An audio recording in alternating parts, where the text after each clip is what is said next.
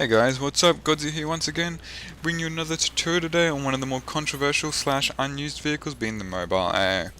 Today in the video though, we're going to more have like a mini guide sort of thing. This isn't going to be like a big in-depth tutorial, it's just going to be a small video with lots of tips and tricks for the mobile AA. This is generally the vehicle that gets misused the most, so hopefully today in the video you can learn how to use it properly and help out your teammates to its full effectiveness. Anyway, let's get into it. Now, to start off, we're going to talk about the loadout that we're going to be using with our mobile AA. Now, feel free to contest me on this, but for me personally, there's only two viable loadouts that are of any use at all. The first one is reactive armor, smoke, and heat seekers, of course, and the second one is reactive armor, zoom optics, and heat seekers, of course, because they're the only choice you have. Anyway, the reason why these are the only two usable ones in my opinion is because there's just nothing else really to use. Now, I myself personally use zoom optics because I haven't even driven the mobile AA that much. I'm still learning with it a lot, and for me, playing without the zoom optics is just way too hard right now.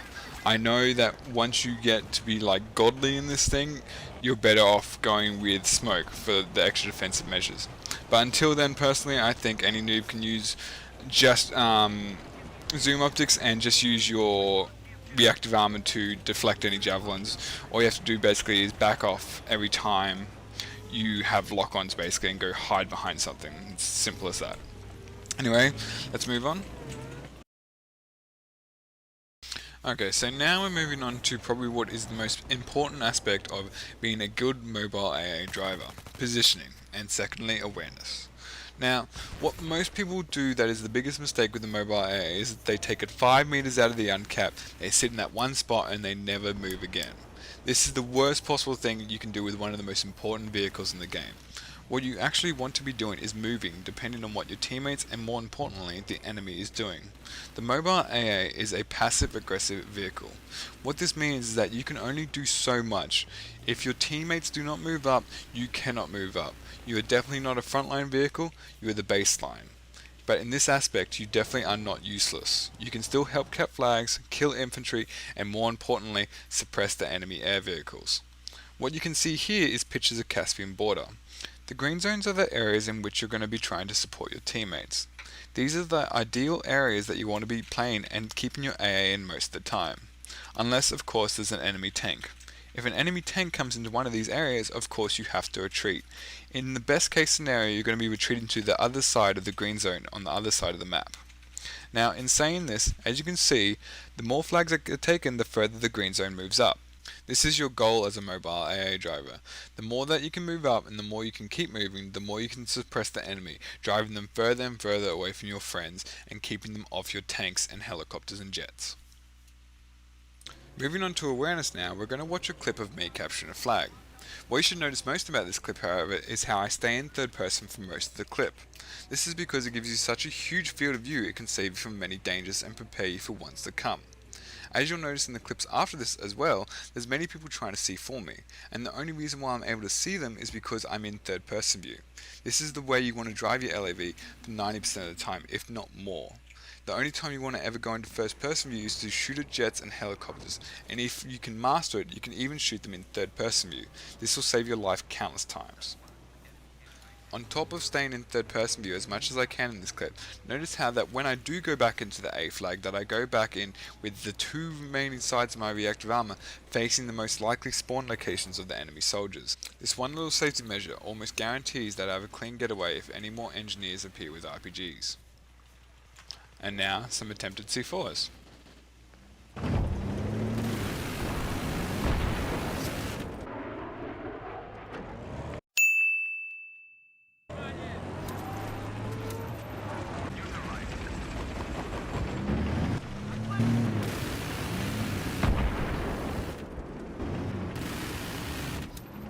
Lastly, on the topic of third person, the good old bait and switch. When an enemy thinks that you can actually see them, but the only reason why you can see them is because of third person. In these situations, what you should do is act like everything's normal and then quickly drive over to them and shoot them when they get too close. We've neutralized the objective.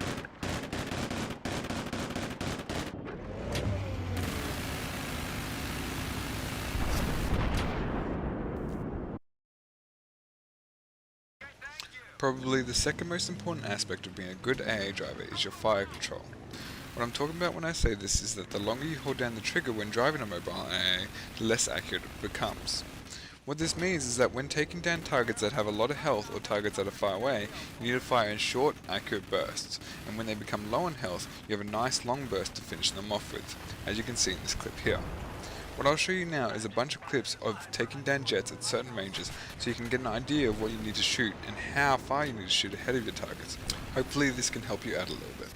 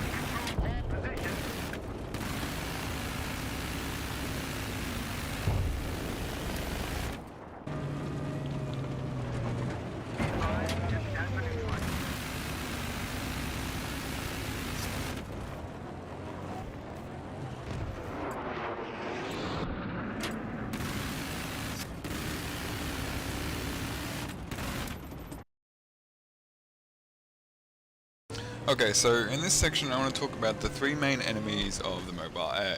Tanks, jets, ditches, and anything that's 2 feet off the ground, as you can see in this retarded clip. Okay, so let's start off with jets. Okay, so while this guy might not have been the best pilot in the world, this is generally the gist of things of how you want to handle it. What you got to understand with mobile AA and jets is your weaknesses and their weaknesses. What your weakness is that you regenerate health slower than they do. All air vehicles regenerate their health naturally faster than ground vehicles. So basically, when they're flying away, their weakness is that they can't attack you. They have to be flying in a straight line directly at you to attack you. So what you do is that when they fly away, you repair, and when they come in, you attack. This is generally the only way that you can have a chance of surviving. At the same time, you have to keep moving when they're shooting their rocket pods, and after they finish their pods, that's when you get your main burst on them to hopefully disable them. Moving on to tanks, the strengths and weaknesses in this situation are pretty obvious, but if it wasn't obvious enough already, I'll list them anyway. Your vehicle is a giant pansy compared to theirs. In saying this though, you're the mobile AA. What you got to keep in mind is that you're the ultimate support vehicle, and at the end of the day, you're the least of their worries. So what this means is that you have friends helping you, you help them out. You tinker away at them a little bit, jump out, give them a small, it all works. This is the only way to deal with tanks. In saying this though, when it comes to a 1v1 situation, you're going to have to run. Just run until your friends show up, and then return fire when they do. Lastly, on our list of mortal enemies, we have ditches. These things kill me about as much as players do, to be honest, but hopefully, unlike me, you will learn from my mistakes and avoid doing exactly what you see here. Basically just drive up them or down them on as much of an angle as you can possible and try to avoid doing this. If it does happen, there's only two things you can do. You can ask for friends to ram you, or you can get your own tank and ram your vehicle off the ledge. As the title suggests, break stuff. There's a lot of destroyable objects in this game that infantry like to hide behind. AA's main cannon makes short work of a lot of these. To finish up guys, I just want to have a quick look at the two mobile AA vehicles and give a little comparison. It basically comes down to this, so the Russian vehicle can break through barriers a lot easier. It can turn on the spot, but at the same time it slides out a lot easier. But in saying this, it definitely has a lot worse aim than the lav-ad. It's a lot less precise with its two cannons compared to the US's one. On the other side of the coin though, the US aims a lot better, but it can get stuck a lot easier, and it can't turn on the spot like the Russian one can. But if you want to ask me, it comes down to this actually. With how more precise the US vehicle is, it's basically like the hot sexy mistress, with the Russian vehicle being the old ball and chain wife. Anyway guys, I hope you enjoyed this video. Please make sure to let me know what you think in the comment section. And if you liked it, also leave me a like, as it helps me out a lot. Also, one little last bonus tip: if you ever find a newbie AA vehicle, feel free to do this. Anyway guys, take it easy. Have a good one.